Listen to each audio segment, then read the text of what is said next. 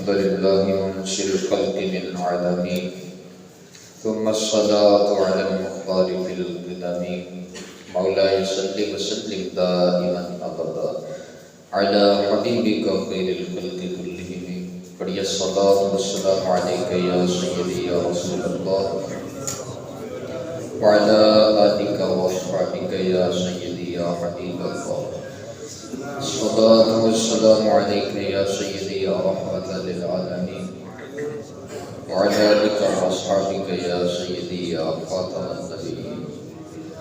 اللہ تعالیٰ کے فضل و کرم سے ہم نے نماز فجر بجماعت ادا کی اور درس قرآن میں ہم سب شرکت کر رہے ہیں۔ اللہ تعالیٰ ہم سب کی حاضری قبول فرمائے۔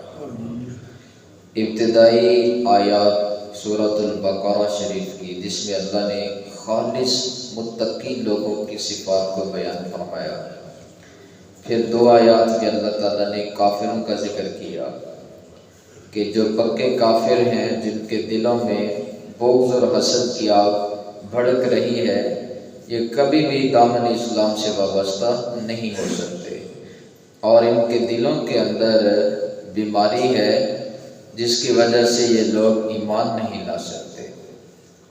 اب جو اگلا رکوع ہے اس میں 13 آیات ہیں، وہ 13 کی 13 آیتیں اللہ تعالیٰ نے منافقوں کے بارے میں نازل فرمائی، کیونکہ جتنا نقصان منافقین نے اسلام کو پہنچایا ہے، جو پکے کافر تھے وہ بھی اتنا نقصان دین اسلام کو نہیں پہنچا سکے، کیونکہ کافر جو ہوتا ہے وہ کھل کر کے سامنے آتا ہے، اس کے بارے میں پتہ ہے کہ یہ اپنا نہیں ہے، اس کے ساتھ تو مقابلہ ہے ہی ہے۔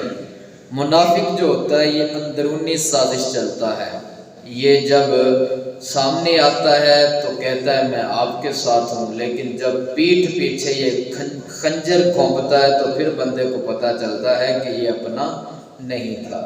اس لیے منافقین کے جو وار ہوتے ہیں یہ بڑے ہی سخت ہوتے ہیں اور بڑے ہی پریشان کن ہوتے ہیں۔ اللہ تعالیٰ نے ان 13 آیات کے اندر منافقین کا ذکر کیا، اور ابتدائی طور پر یہ بات سمجھ لیجئے، ہمارے ذہنوں کے اندر ایک وسوسہ ہے، بعض لوگوں کا ایک خیال ہے، وہ کہتے ہیں جی سارے ٹھیک ہیں، اور ان کی زبان پہ یہ جملہ جاری ہوتا ہے ہم کسی کو برا نہیں کہتے، وہ بھی ٹھیک ہے، وہ بھی نماز پڑھتے ہیں، وہ بھی ٹھیک ہیں، وہ بھی نماز پڑھتے ہیں، پڑھنا تو قرآن ہی ہے، تمام فرقوں کے لوگ قرآن ہی پڑھتے ہیں۔ تو یہ بات یاد رکھیے، یہ جو ہمارے ذہن کے اندر بات ہے کہ سارے ٹھیک ہیں، تو پھر مجھے یہ بتائیے قرآن کی جو آیت میں پڑھنے جا رہا ہوں اس کا مقصد کیا ہے؟ اللہ تعالیٰ ارشاد فرماتا ہے وَمِنَ النَّاسِ مَن يَقُولُ آمَنَّا بِاللَّهِ وَبِالْيَوْمِ الْآخِرِ وَمَا هُمْ بِمُؤْمِنِينَ۔ اللہ ارشاد فرماتا ہے بعض لوگ وہ ہیں جو زبان سے یہ کہتے ہیں کہ آمنا باللہ، ہم اللہ پر بھی ایمان رکھتے ہیں، قیامت کے دن پر بھی ایمان رکھتے ہیں، لیکن اللہ فرماتا ہے وَمَا هُمْ بِمُؤْمِنِينَ، لیکن وہ مومن ہی نہیں ہیں۔ اگر سارے لوگ ٹھیک ہیں جو زبانی کلمہ پڑھنے والے ہیں، قرآن کی تلاوت کرنے والے ہیں، سارے ٹھیک ہیں، تو اس آیت کا مقصد کیا ہے؟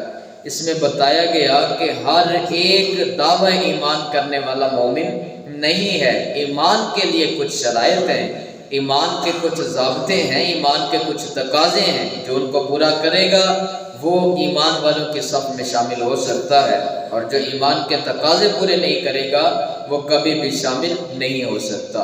تو اللہ تعالیٰ نے فرمایا بعض لوگ وہ ہیں جو کہتے ہیں ہم ایمان لائے اللہ پر اور قیامت کے دن پر، لیکن اللہ فرماتا ہے میں تمہیں یہ بتا رہا ہوں کہ وہ ایمان والے نہیں ہیں۔ ان آیات کا شان نزول سن لیجئے۔ ایک منافق تھا مدینہ کا رہنے والا جس کا نام عبداللہ بن ابی تھا، یہ مدینہ کا رہنے والا تھا اور مدینہ کے اندر اس کو بڑی قدر کی نگاہ سے دیکھا جاتا تھا، لوگ اس کو بڑی عزت دیتے، بڑا اس کا احترام کرتے، بڑا پروٹوکول دیا کرتے، حتیٰ کہ اپنے گھریلو معاملات کے اندر بھی اس سے رائے لیا کرتے اور اس کی بات پہ عمل کیا کرتے۔ تو یہ معزز تھا، محترم تھا، لوگوں کی نگاہ کے اندر اس کی بڑی توقیر تھی۔ اور پھر ایک وقت ایسا آیا کہ پیارے آقا صلی اللہ علیہ وسلم مکہ مکرمہ سے مدینہ طیبہ جب ہجرت فرما کے تشریف لاتے ہیں اور سرکار جب مدینہ پاک کے اندر آئے تو اب جوک در جوک مدینہ والے وہ کلمہ پڑھ کے مسلمان ہونے لگے، اور مدینہ طیبہ کے اندر اسلام کا جو سورج تھا وہ بڑی آب و تاب کے ساتھ چمکنے لگا، اور پیارے آقا صلی اللہ علیہ وسلم وہاں پہ لوگوں کے ہاں ایک بہت زیادہ مقبول ہوئے اور لوگوں نے بہت زیادہ عزت دی۔ جب سرکار تشریف لائے اب عبداللہ بن ابی کی جو عزت تھی وہ خطرے میں پڑ گئی۔ اب اسے یہ خطرہ لاحق ہوا کہ لوگ تو ان کی طرف رجحان کر رہے ہیں تو ان کو سردار بنا لیں گے تو میری سرداری کہاں جائے گی؟ لوگ پہلے میری عزت کیا کرتے تھے اب ان کی عزت کرتے ہیں۔ اس کے دل کے اندر حسد کی آگ بھڑک اٹھی۔ اب اس نے کہا اگر میں پکا کافر رہتا ہوں، کلمہ نہیں پڑھتا، تو پھر لوگ میری بالکل عزت نہیں کریں گے۔ اب اس نے عزت اپنی بحال رکھنے کے لیے اس نے کہا کہ میں ظاہری طور پر کلمہ پڑھ کے مسلمان ہو جاتا ہوں، لیکن اندروں اندری اور دل ہی دل کے اندر وہ کفر کی طرف مائل تھا اور اسلام کا مخالف تھا۔ اب اس نے کلمہ تو پڑھ لیا لیکن زبانی کلمہ پڑھنا کس فائدے کا کہ جب دل سے بندہ کلمہ نہ پڑھے۔ اس نے زبان سے کلمہ پڑھا اور بظاہر مسلمان ہو گیا، مسلمانوں کے ساتھ کھانے پینے لگا، مسلمانوں کے ساتھ اذانیں دینے لگا، مسلمانوں کے ساتھ نمازیں پڑھنے لگا، اور آہستہ آہستہ اس نے اپنی ایک پوری ٹیم تیار کر لی۔ اور وہ پوری ٹیم کیا کام کرتے تھے؟ وہ یہ کہتے تھے مسلمانوں کے پاس جب آتے تو کیا کہتے تھے؟ کہتے تھے کہ ہم تمہارے ساتھ ہیں۔ جب کفار کے ساتھ جاتے تو ان کے پاس جا کے کہا کرتے ہم تو ایمان والوں سے مذاق کرتے ہیں، حقیقت میں تو ہم تمہارے ساتھ ہیں۔ یہ ان کا بہت گہرا وار تھا دین اسلام کے اوپر، اور منافقت نے بہت بڑا نقصان پہنچایا ہے دین اسلام کو۔ اس لیے اللہ تعالیٰ نے ارشاد فرمایا بعض لوگ وہ ہیں جو زبان سے کہتے ہیں کہ ہم مومن ہیں لیکن وہ مومن نہیں ہیں۔ اگلی آیت سنیے، اللہ تعالیٰ ارشاد فرماتا ہے یخادعون اللہ والذین آمنوا، اللہ ارشاد فرماتا ہے وہ اللہ کو دھوکہ دینا چاہتے ہیں اور ایمان والوں کو دھوکہ دینا چاہتے ہیں، اور فرمایا اللہ تعالیٰ نے کیسے احمق ہیں، اللہ کی ذات کو کون دھوکہ دے سکتا ہے؟ وہ رب تعالیٰ جو نیتوں سے آگاہ ہے، جو دل کے اندر آنے والے ہر ایک خیال سے واقف ہے، جو آنکھ کے اندر آنے والی ہر ایک بات سے واقف ہے، اس رب تعالیٰ کو کون دھوکہ دے سکتا ہے؟ تو فرمایا یہ اللہ کو اور ایمان والوں کو دھوکہ دینے کی کوشش کرتے ہیں۔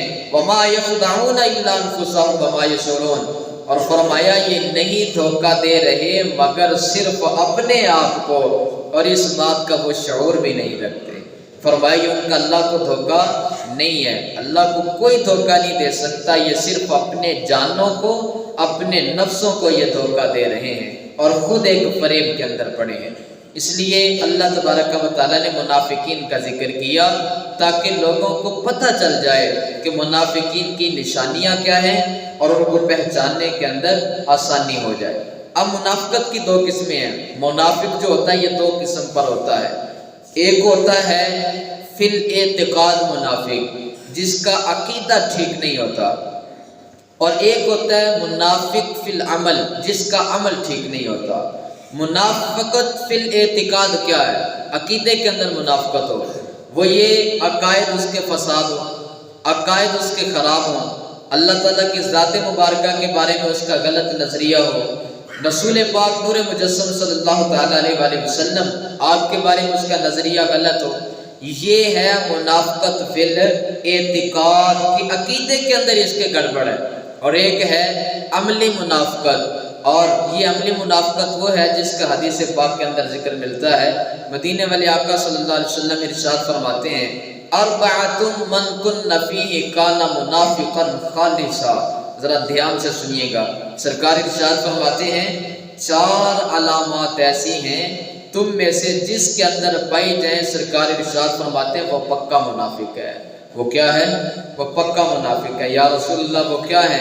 تو پہلی بات پیارے آقا نے ارشاد فرمائی اذا حدث کذب، فرمایا جب بھی بولے گا جھوٹ بولے گا، اور اپنی زبان پہ زیادہ جھوٹ لانا یہ منافقت کی نشانی ہے۔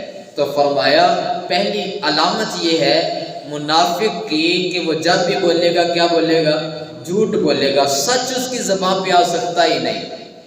دوسری نشانی منافق کی سرکار ارشاد فرماتے ہیں، دوسری نشانی یہ ہے اذا وعد اخلف، جب بھی وعدہ کرے گا وعدہ خلافی کرے گا، لوگوں سے وعدے کرے گا لیکن ان وعدوں پر پورا نہیں اترے گا۔ لیکن پیارے آقا صلی اللہ علیہ وسلم کی سیرت طیبہ ملاحظہ فرمائیں، سرکار مدینہ صلی اللہ علیہ وسلم ایک جگہ سے گزر رہے تھے تو ایک شخص سرکار کو مل جاتا ہے اور وہ مل کر کے کہنے لگا کہ یا رسول اللہ صلی اللہ تعالیٰ علیہ وسلم، میں نے آپ کے پاس کچھ تحفہ دینا ہے، آپ کی خدمت میں کچھ پیش کرنا ہے، آپ یہیں رکیے، میں ابھی گیا اور گھر سے ابھی وہ چیز اٹھا کر کے لے آیا۔ اب وہیں پہ سرکار کھڑے ہو گیا، وہ گھر کے اندر گیا، اس کو بھول گیا کہ میں سرکار کو وہاں کھڑا کر کے آیا ہوں بیابان جگہ پہ۔ اب وہ گھر کے اندر آیا اور اپنے کاموں کے اندر مصروف ہو گیا اور الجھ گیا۔ ایک دن گزرا، 2 دن گزرے، 3 دن گزرے۔ اب 3 دنوں کے بعد جب اس کا وہاں سے گزر ہوا تو کیا دیکھا؟ سرکار کو جہاں پہ اس نے کھڑا کیا تھا پیارے آقا وہیں پہ جلوہ کرتے تھے۔ اور پیارے آقا صلی اللہ علیہ وسلم نے فرمایا کہ یار میں تو وعدے کی پاسداری کرنے کے لیے تشریف لایا ہوں، اور فرمایا یار تو نے تو مجھے مشقت میں ہی ڈال دیا۔ سرکار نے کوئی جھگڑا نہیں کیا، سرکار نے اس کو کوئی گالی نہیں دی، سرکار نے صرف اتنی بات کہی کہ یار تو نے تو مجھے مشقت میں ہی ڈال دیا۔ پیارے آقا وعدے کی پاسداری کرتے تھے، امت سے یہ چیز بھی رخصت ہو گئی۔ اب وعدے کیے جاتے ہیں، وعدے پہ وعدہ، وعدے پہ وعدہ، لیکن قرض دینے والے قرض لوٹانے کے اندر تاخیر کرتے ہیں اور اس طرح آئیں بائیں شائیں سے کام لیتے ہیں۔ یہ بات یہ منافقین کی نشانی ہے، اس لیے فرمایا جب وعدہ کرو تو اسے پورا کرو۔ تیسری نشانی سرکار ارشاد فرماتے ہیں اذا اؤتمن خان، جب اس کے پاس امانت رکھی جائے تو اس میں خیانت کرتا ہے۔ بعض لوگوں کے پاس کوئی چیز رکھی جاتی ہے، کھانے پینے کی اشیاء، وہ یہ سمجھ کے کھا لیتے ہیں، کہتے ہیں بعد میں اس کو بتا دیا جائے گا، اور وہ یہ سمجھ کے اس کو استعمال کرتے ہیں کہ یار اس کو بعد میں بتا دیں گے، وہ ہمارا دوست ہے، وہ کیا کہے گا۔ جب تک آپ جس کی چیز ہے اس سے اجازت نہیں لے لیتے اس وقت تک یہ آپ کے پاس امانت ہے۔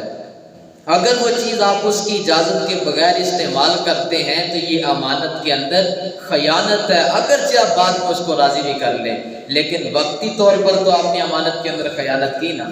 اس لیے تیسری نشانی یہ ہے جب امانت رکھی جائے تو کیا کرتا ہے؟ خیانت کرتا ہے۔ اور چوتھی بات جو بڑی ہی خطرناک ہے اور پیارے آقا نے آخری نشانی بیان فرمائی وہ یہ فرمایا وَإِذَا خَاصَمَ شَتَمَ، جب اس کا کسی کے ساتھ جھگڑا ہو جائے تو کیا کرے گا؟ گالیاں دے گا، ماؤں بہنوں کی گالیاں دے گا اور اس کو لوگوں کے سامنے برا بھلا کہے گا۔ اس کی زبان پہ کچھ اور تو آئے گا نہیں، وہ گالیوں کے ساتھ اپنا غصہ اتارنے کی کوشش کرے گا اور اس پر اپنا رعب جھاڑنے کی کوشش کرے گا۔ اس لیے آج ہم نے یہ وعدہ کرنا ہے کہ یا اللہ کرم فرما، ان چاروں بری عادتوں سے ہمیں نجات عطا کر دے۔